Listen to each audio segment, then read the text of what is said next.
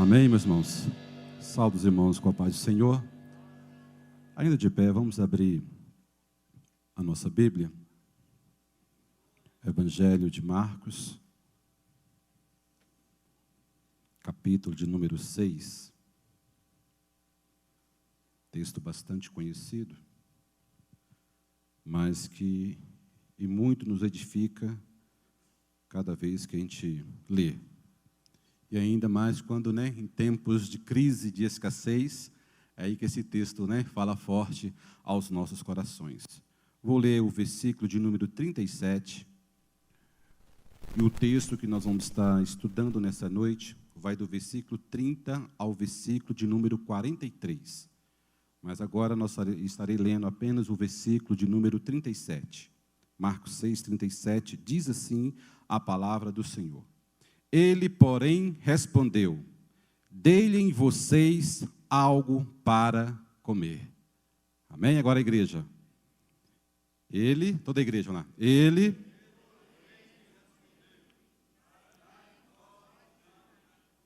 Amém? Oremos. Senhor, meu Deus, aqui estamos, meu Pai, nessa noite, cultuando, louvando o Teu santo e bendito nome. E nesta hora, meu Pai, nós estamos diante da Tua presença para ouvir a Tua palavra. Assim como Tu falaste através dos hinos, continue falando agora conosco através da Tua palavra. Que ela possa entrar em nossos corações, ela possa achar guarida, ela possa renovar a nossa fé, renovar a nossa esperança. Que possamos sair daqui nesta noite renovados na Tua presença, Senhor. Venha falar aos nossos corações, as nossas necessidades. É que eu te peço e te agradeço neste momento, Senhor. Amém, Jesus. Amém. Podeis assentar, estou feliz de estar aqui com os irmãos nesta noite. Chegamos um pouquinho atrasado, pegamos ali um trânsito, porque Taguatinga para cá é meio puxado, Tem hora ali, o Colorado, até ali, quando você sobe ali é só Jesus, Mas estamos aqui para aprender um pouco mais da palavra do Senhor. Desde já, a gente manifesta a nossa alegria, o nosso contentamento pela igreja, pelo apoio dos obreiros, dos pastores, pastor Lázaro, pastor Samuel, toda a diretoria, pastor Mauro, o pastor Lorival, pela confiança depositada em nós, em toda a equipe.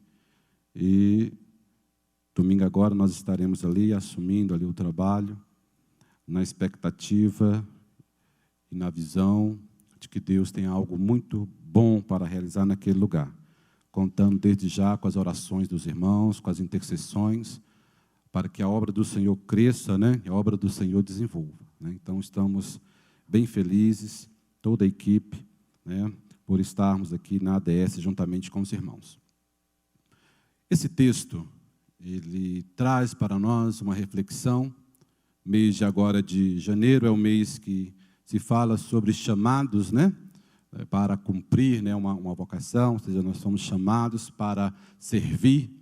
Então, esse texto ele vem exatamente sobre isso. Ele vem falar sobre a necessidade de amar ao próximo. Ele vem falar sobre a necessidade de servir ao próximo. É um texto que é muito lido, um texto bastante explorado, mas se trata de um milagre que aparece nos 4 evangelhos. E ele exerce, querendo ou não, nas pessoas, um grande fascínio, pela forma como as coisas ali aconteceram. Mostra primeiro uma multidão sedenta por Cristo, uma multidão sedenta por ouvir a palavra do Senhor, sedenta por ter ali as suas necessidades ouvidas, ter ali as suas necessidades sanadas. E essa multidão, por esse desejo, por essa vontade de estar aos pés de Jesus, ela praticamente se esqueceu de levar provisões, eles se esqueceram praticamente do tempo. Assim é a pessoa que está com Cristo, ela acaba até se esquecendo do tempo, de outros afazeres. E assim foi a multidão, ela acabou se esquecendo. Buscava o pão do céu, e no momento eles esqueceram até de se precaver quanto à questão da alimentação. E em meio a essa proliferação de necessidades físicas, materiais, que nós estamos vivendo na atualidade, esse momento difícil, quando você falar em providência divina, é um grande desafio. Você falar nos dias atuais, para as pessoas que estão vivendo situações conflituosas, e você levar a ela que ela tem que exercer a fé, que ela tem que crer no sobrenatural, e o mundo imediatista que nós estamos vivendo é um desafio para a liderança, é um desafio para o pastor e um grande desafio para o próprio membro. Como a gente vencer até as nossas próprias debilidades e acreditar em um Deus que tem poder para sarar e curar as nossas ansiedades. E esse texto exatamente vem falar sobre isso. No versículo 30, praticamente, eu já peço aos irmãos que podem deixar a Bíblia aberta, a gente vai passar aí a partir do versículo 30 até o 44. Ou seja, os apóstolos se reuniram a Jesus e lhe relataram tudo o que tinha feito. Esse texto inicial já nos chama a atenção. Aconteceu por ocasião da Páscoa.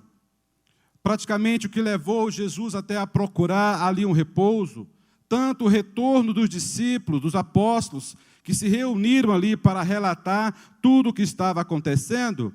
Então, o próprio cansaço da multidão que oprimia, que seguia a Cristo, levando também a fome, até a notícia de que João Batista havia sido assassinado.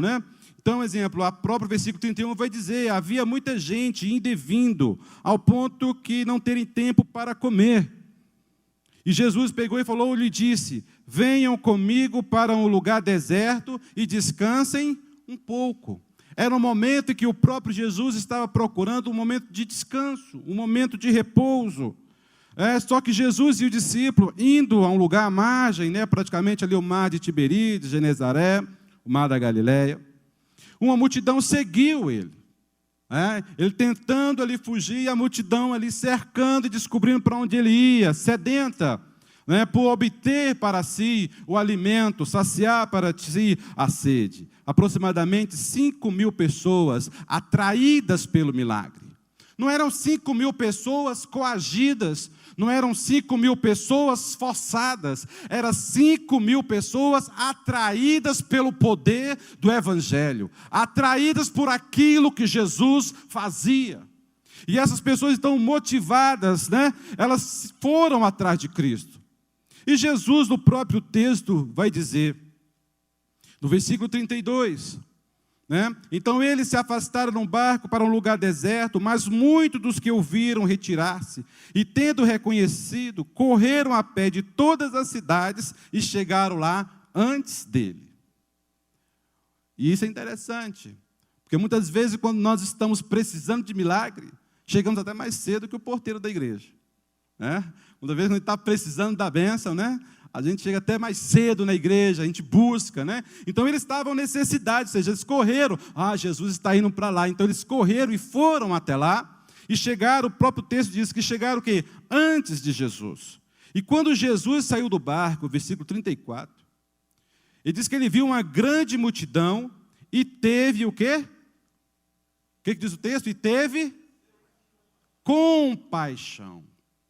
E teve compaixão. Eles eram como ovelhas, sem pastores.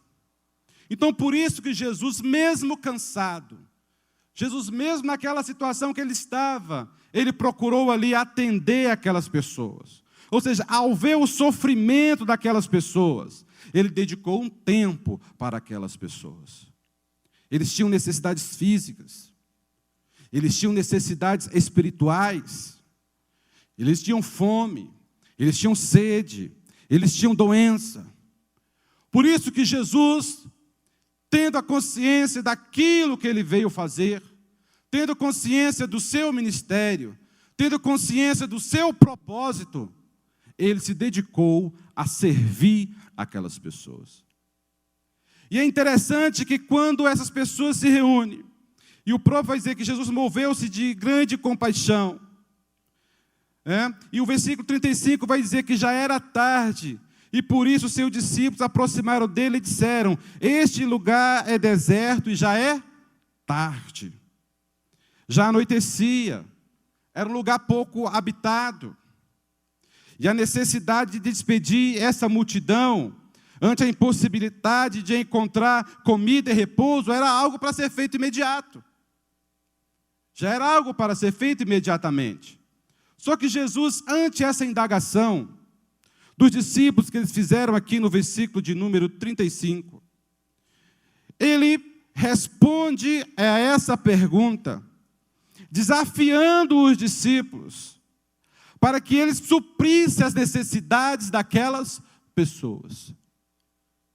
E aqui entra algo interessante. Jesus sabia que humanamente para aquelas pessoas, para eles, no estágio que eles estavam, olhando pela questão material, era difícil aqueles discípulos suprir a necessidade de 5.000 pessoas. Jesus sabia muito bem disso. Só que ele buscava conscientizar aquelas pessoas, os seus discípulos, sobre uma palavra pequena, e que ela tem se afastado do meio evangélico, que é a palavra que diz, e que expressa o grande fundamento do cristianismo, que é a fé. Jesus, nesse momento, ao desafiar os discípulos para que eles suprissem a necessidade daquelas pessoas, ele estava levando aquelas pessoas a refletir sobre a fé. Felipe, ele até tenta justificar. Versículo 36, ele diz, manda embora o povo, para que ele possa ir aos campos e povoados vizinhos comprar algo para comer. A situação estava criada. Era tarde e as pessoas com fome. E o que fazer nessa situação? Mandá-los embora? Expulsá-los? Despedi-los? Só que Jesus, ele queria mostrar aos discípulos que ele é a fonte de todo o poder. João, ele viu ele teve essa visão. Por isso que o primeiro versículo vai dizer que no princípio era o verbo estava com Deus, e o verbo era quem? Era Deus. O Deus Criador. Que em Romanos 4,17 vai dizer que traz à existência aquilo que não existe. Ele estava querendo revelar aos discípulos, se eles tivessem fé, traria à existência aquilo que não existe. E é isso que nos leva a refletir no nosso contexto, em situações que muitas vezes nós estamos vivendo, em barreiras que se levantam diante de nós. E nós somos, querendo ou não, obrigados a usar a fé. Por isso que vai dizer que sem fé é impossível agradar a Deus. A fé é o fundamento que move o cristianismo. Porque pela fé fomos salvos. Pela fé nós somos mantidos diante de Deus. E pela fé nós herdaremos o lar celestial. A fé. Então Jesus podia trazer à existência o próprio inimigo das nossas almas. Ele tinha consciência desse poder de Jesus. Porque quando Jesus estava ali sendo tentado ali no deserto, o que o inimigo pegou e falou para Jesus? Transforme o quê? Essas pedras em pão. Ou seja, traz à existência o pão. Ele sabia. O próprio adversário tinha consciência do poder de Deus. O próprio diabo, ele tem consciência do poder do Deus a quem você serve. Você precisa exercer essa fé. Se o próprio adversário, aquele que está lutando para tragar, destruir a tua vida, o teu casamento, a tua prosperidade, destruir tudo aquilo que você tem, ele tem a consciência de que Jesus pode trazer à existência o milagre na sua vida. Hoje, agora, se ele assim quiser. O Criador, Crônicas vai dizer que ele se constituiu como chefe sobre todas as coisas que existem. Ele é dono de tudo. A soberania de Deus é sobre todas as coisas, desde as pequenas às maiores. Foi ele que te fez, foi ele que te criou. Para ele trocar o sangue é fácil. Para ele trocar o coração é fácil. Para ele rejuvenescer a sua vida é fácil. Porque foi ele que te criou. Foi ele que formou as células que está em você. Então, o que era necessário para operar o milagre? Então, eles mandaram despedir as pessoas. Mas Jesus falou assim, não vamos despedir ninguém. Deem vocês algo para comer. E eles disseram, isso exigiria o quê? 200 denários. Devemos gastar tanto dinheiro em pão e dar-lhes de comer? E mesmo que se tivesse condições, e mesmo que se tivesse dinheiro, como é que você ia chegar no estabelecimento, ao entardecer, e comprar ali mantimentos para 5.000 pessoas? Mesmo se tivesse condições, não teria como suprir a necessidade daquelas pessoas. Então, nesse momento, ele perguntou, quantos pães vocês têm? Verifiquem. Quantos pães você tem? E aí, no versículo 38 que está isso. E quando eles disseram, ou seja, ficaram sabendo, disseram, 5 pães e 2 peixes. André mencionou que existia um rapaz que tinha pães e peixes. E é interessante que esse texto não diz quem era esse rapaz. Isso a gente vê em textos correlatos, que o mesmo texto de Marcos, de 6, ele está em Mateus 14 e também está em Lucas 9 e João 6. Olhando esses textos, vamos verificar que André menciona a existência de um rapaz que tinha esses pães. Um jovem anônimo, que entregou o seu lanche. Tudo o que ele tinha, ele entregou para Jesus. 5 pães de cevada e 2 peixes. Pães e peixes, você olhando na época de Cristo, era a comida comum dos menos favorecidos. Como se fosse aqui feijão e arroz. Era a comida, básica, das pessoas. E ele ali estava com essa comida, ou seja, pães e peixes. Na multidão, outras pessoas poderiam ter alimentos também. Poderiam ter alimentos. Mas elas estavam mais preocupadas em receber do que talvez oferecer. Mas esse rapaz, no qual a Bíblia não menciona quem era, é um rapaz anônimo. Ele não sabia e nem queria saber o que o mestre iria fazer. Ele viu a necessidade e doou para suprir aquela necessidade. Algo pessoal seu. Talvez você seria o seu lanche diário, ou seja, o único alimento que ele teria talvez naquele dia. Mas ele se desprendeu daquele alimento pessoal e doou ele para Jesus.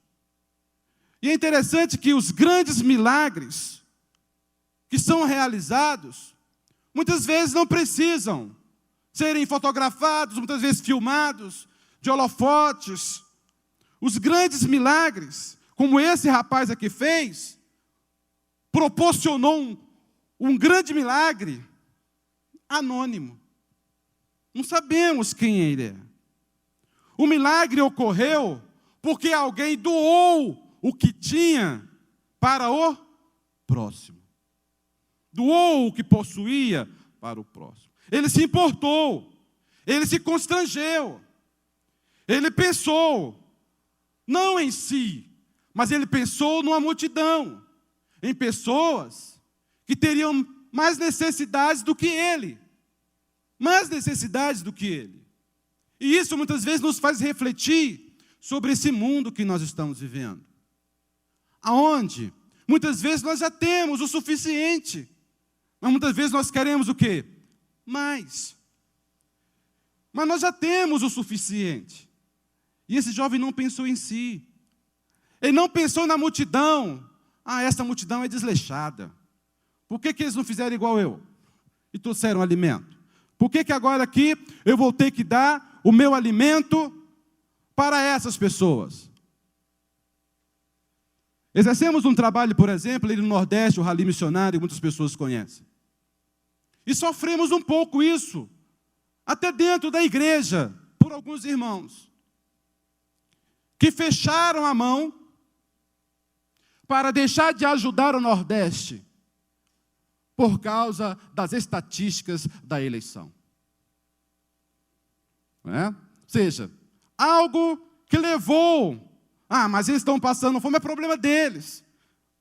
Por que que eles então não se precaveram e levaram e não trouxeram o alimento?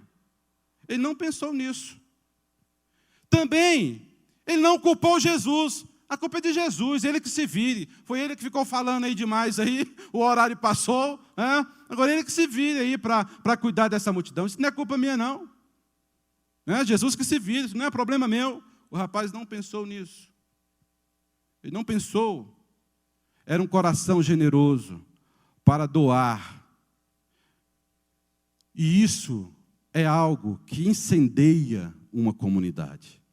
A generosidade. A igreja, ela foi criada para alcançar o próximo. A igreja, ela é ornamentada, A igreja, ela é adornada. Para o quê? Para servir quem? O próximo.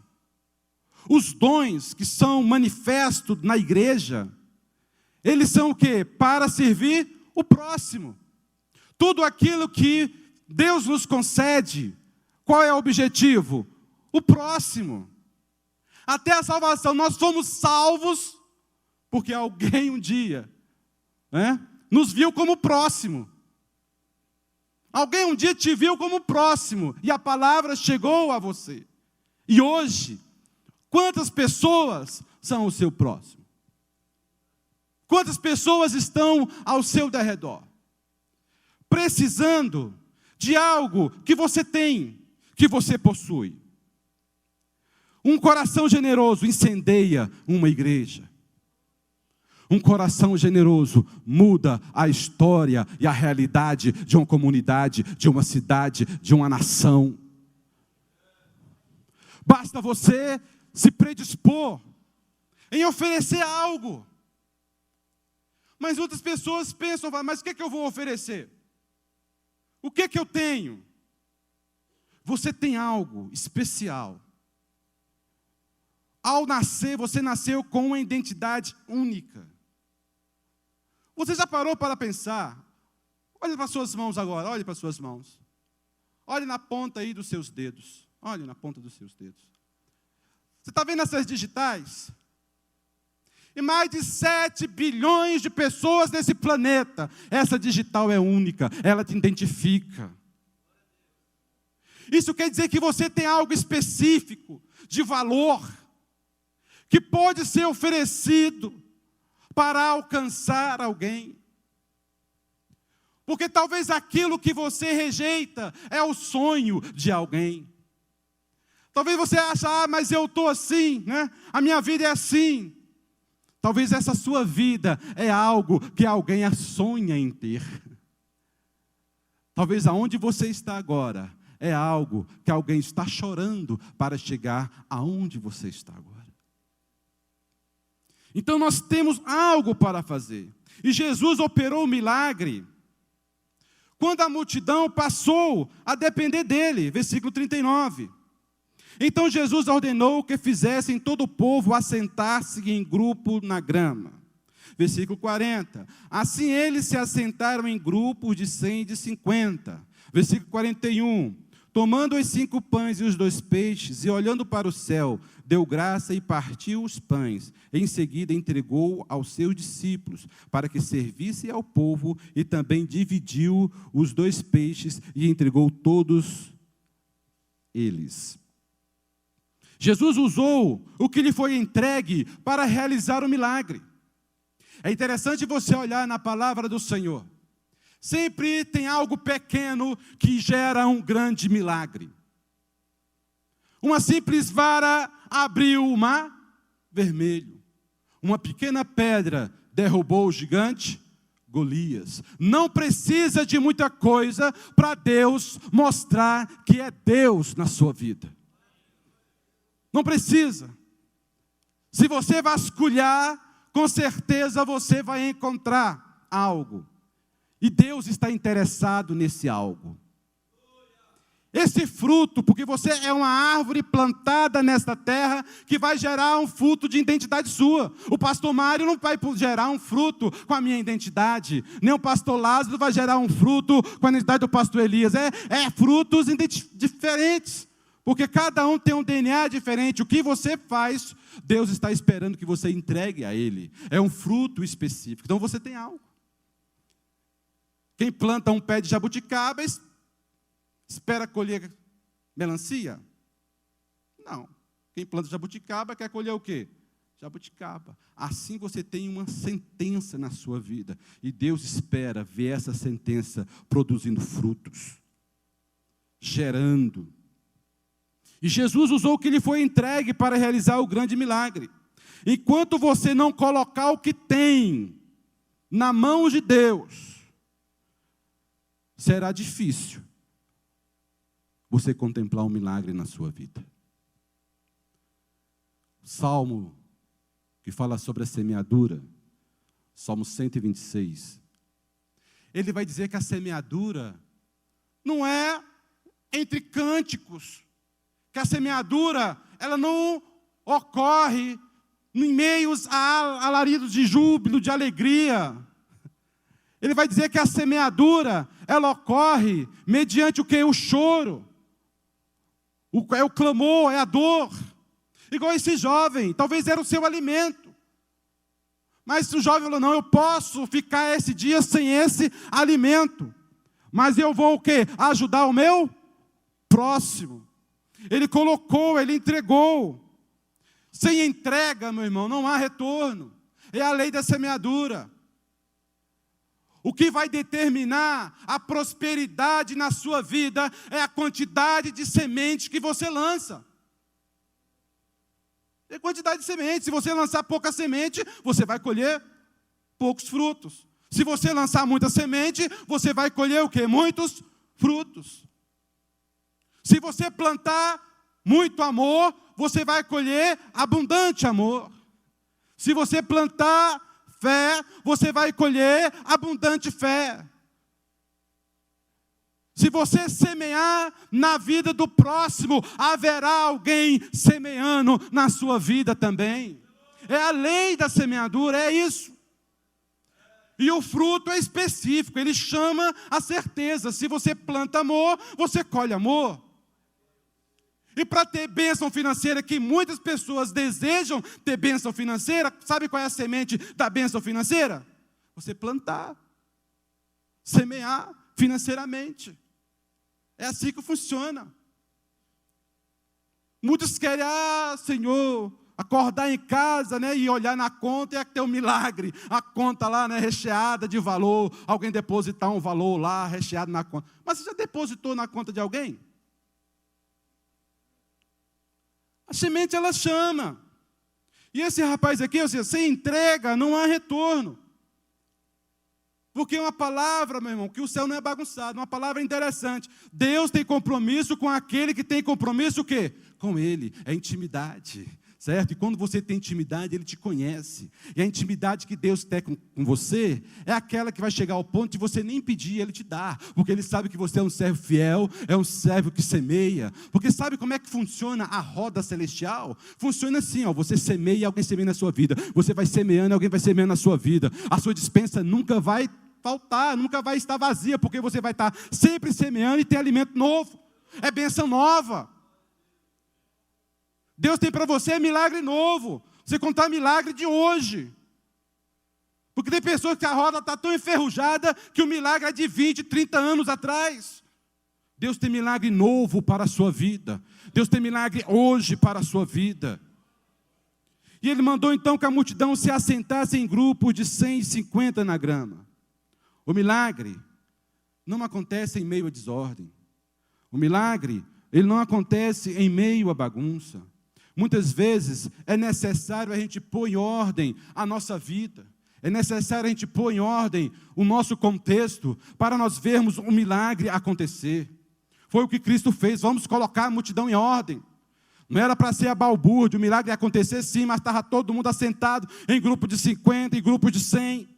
Ordem, muitas vezes nós temos que organizar a nossa vida para vivenciar o milagre de Deus. E é interessante nós verificarmos aqui no versículo de número 41, que Jesus, tomando ali os 5 pães e os 2 peixes, tem uma palavra interessante, diz, olhando para o céu. Ele olhou para o céu e abençoou o alimento. A sua visão, meu irmão, tem que sair do problema. A sua visão tem que sair da crise. Porque quando a sua visão sair da crise e for para Cristo, o milagre vai acontecer, porque não é a crise que vai gerar o milagre, mas é Cristo que vai gerar o milagre na sua vida. O gigante está lá, seria um problema, mas quem vai derrubar o gigante é Cristo. Então ele olhou, ó exemplo, ele olhou para o céu, porque é do céu de onde vem o milagre. O salmista vai dizer o que? Eu olhei para os montes. De onde me virá o socorro? É dos montes que viria o socorro? Não, o meu socorro vem da onde? Do Senhor, que fez o que? Os céus e a terra. É Ele que é a razão e é lá que está o seu milagre. O milagre, interessante se observar, que ocorreu na matéria física, que é o pão e o peixe. Isso demonstra o quê? O poder de Deus de interferir na natureza física para trazer o milagre. Deus, Ele tem condições de entrar no teu contexto e mudar o teu milagre. Abrir porta aonde não tem porta. Trazer a possibilidade aonde já decretaram a impossibilidade. Porque quando Ele entra no contexto, Ele modifica a realidade. Ele tem esse poder, é a autoridade do Criador. A efetivação da providência, ela envolve a participação da criação. Você tem que participar do milagre. Vai ver os milagres que ocorreu no Evangelho. E era curado, e falava assim, grande é a sua fé. Nunca vi tamanha fé. Né? Sempre os milagres que Cristo manifestou ali nos Evangelhos, tem essa palavra fé. Os discípulos, ao receberem o alimento, eles tornaram providência, ou seja, instrumentos da providência. E a própria palavra vai dizer o seguinte, que eles iam caminhando. Eles iam caminhando, iam entregando, né? E ao momento que eles iam entregando, repartindo os alimentos no meio da multidão, e era interessante que ver que não se acabava. O milagre não ocorre no isolamento. O milagre ele ocorre na multidão que você partilhando, mesmo chorando, mesmo como diz aquele corinho, mesmo quando tudo diz que não, a tua voz, o quê? Me encoraja o quê? A prosseguir.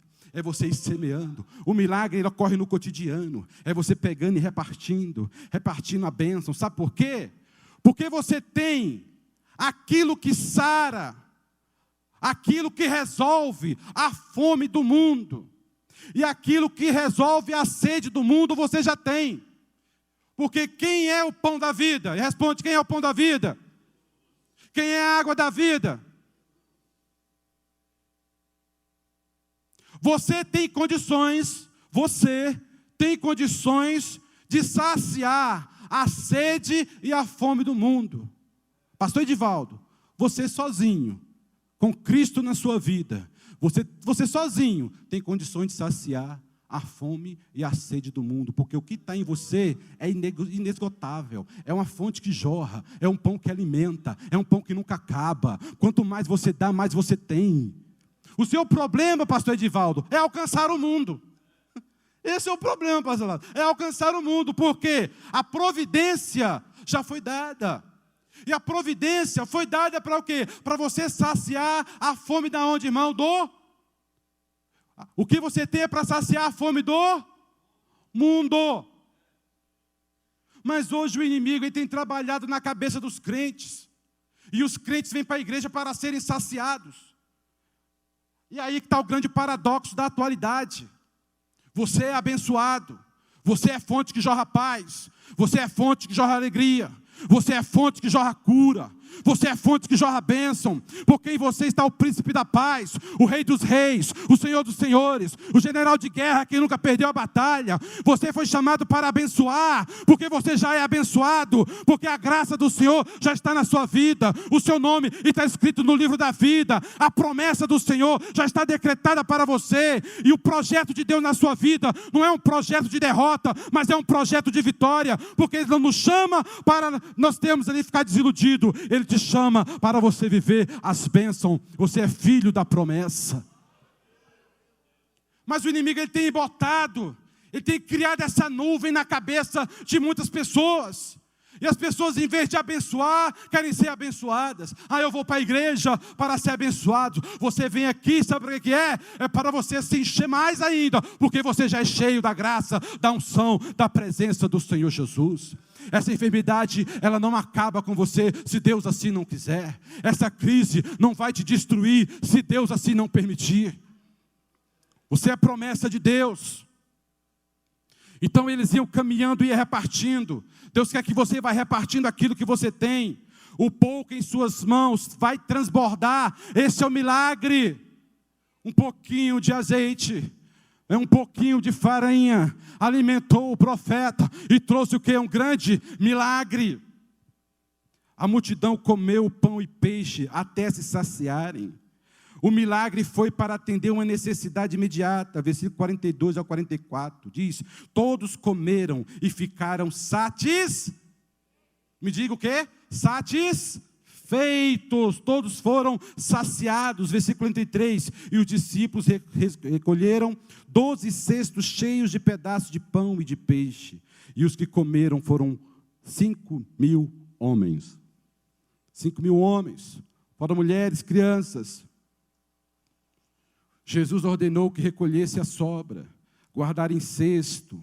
O milagre não é desperdiçado. Os discípulos recolheram, como diz aqui, foram 12 cestos cheios de pão e peixe, após alimentar 5.000 pessoas. A providência divina, ela tem que ser real na vida do cristão. O evangelho ele tem que parar de deixar de ser uma ficção científica e se tornar algo notório, e que as pessoas olhem para você e vejam: eu quero aquele Deus que você tem, eu quero servir esse Deus que você serve. Você foi chamada para fazer a diferença nessa geração. Não são os anjos que vão descer e vão salvar a tua família, o teu colega lá do serviço. É você que está com essa incumbência de mostrar que é uma bênção na vida deles. Você foi chamado para abençoar, para repartir. A providência do evangelho não é ficção. O milagre traz reconhecimento do poder de Jesus. Quando a igreja se torna a casa do pão, quando a igreja se torna a casa que mata a sede, as pessoas vêm, elas vêm de longe. Você não precisa muitas vezes chamar, elas vêm, porque elas sabem: ali tem pão, ali tem água, ali eu sei que eu vou ser saciado. Se eu for ali, eu sei que eu vou ser abençoado. As pessoas têm que olhar para você e enxergar você uma casa de pão e uma fonte inesgotável de água viva, porque em você está a vitória e repousa a promessa de Deus. A igreja precisa agradecer e testemunhar os feitos de Cristo. Precisamos mudar essa realidade. Precisamos muitas vezes tirar essa capa de que nós não somos nada. Você é importante, você tem valor.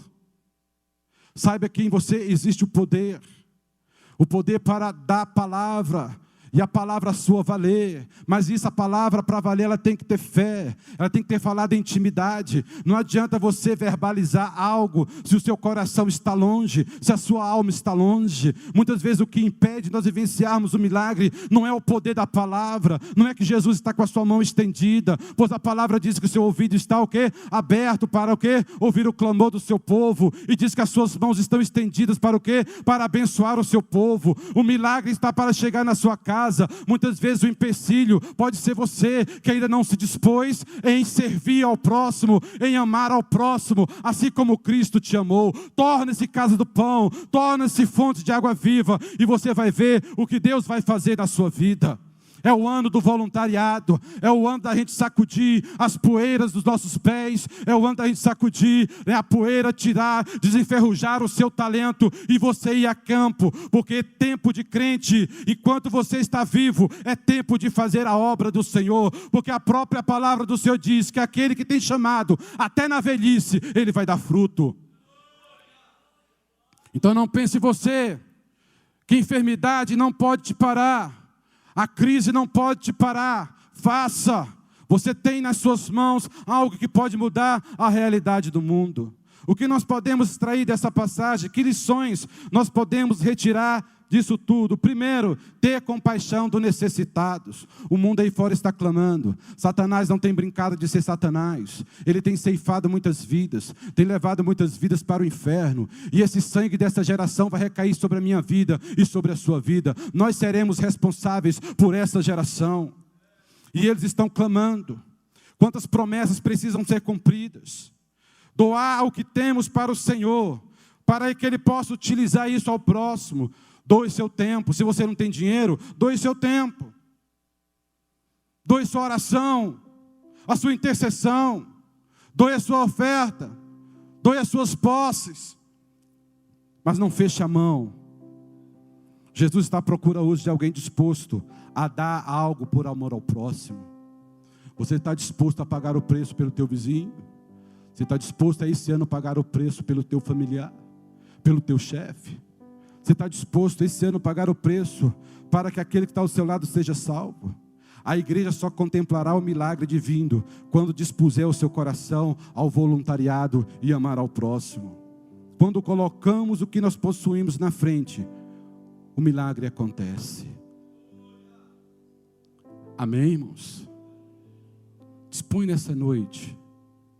Faça um compromisso com Cristo essa noite. É um ano que você tem tudo pela frente. É um ano que você pode terminar diferente do que 2016. Esse ano, a história que será escrita vai depender de você. Pode ser história de abundância, porque os celeiros do céu estão abertos para abençoar a igreja. É desejo do Senhor derramar bênção sobre o seu povo. É desejo dele te abençoar. Mas você está disposto a abençoar o próximo? Então se envolva na igreja, se envolva nas programações, nos trabalhos, e exerça o seu ministério. E você vai ver como você vai terminar esse ano, bem diferente do que começou. Crise é para quem não tem Cristo. Amém, pastor Lázaro?